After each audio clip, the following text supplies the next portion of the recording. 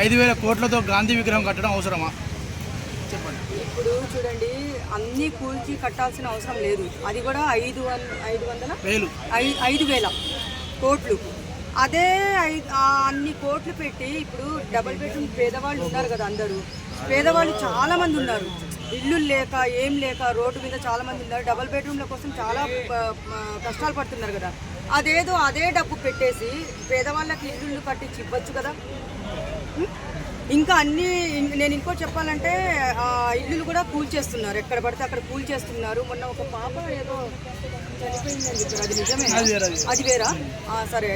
అయితే ఇప్పుడు గాంధీ విగ్రహం పెట్టాలంటే అన్ని కోట్లు అవసరం లేదు, మామూలుగా పెట్టచ్చు. గాంధీ తాత అంటే ఎవరికైనా ఆయన అంటే అభిమానం, ఎందుకంటే మనకి స్వతంత్రం తీసుకొని వచ్చి పెట్టింది ఆయనే కాబట్టి ఆ అభిమానంతో ఏదో అభిమానం కొద్దీ వాళ్ళు ఎక్కడ పెట్టాలనుకుంటే అక్కడ పెట్టచ్చు. ఇప్పుడు రాహుల్ గాంధీ గారు కూడా వస్తున్నారు, అవును.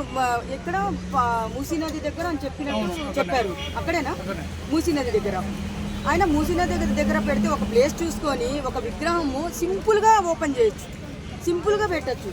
ఇన్ని కోట్లు అవసరం లేదు కదా. అది కూడా పేద ప్రజల్ని ఇబ్బంది పెట్టి ఇప్పుడు ఆ డబ్బు ఎవరి మీద భారం పడుతుంది? మన మీద పడుతుంది.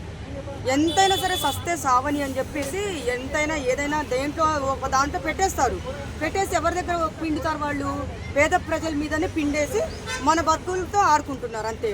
అన్ని కోట్లు అవసరం లేదండి నాకు తెలిసి మాత్రము.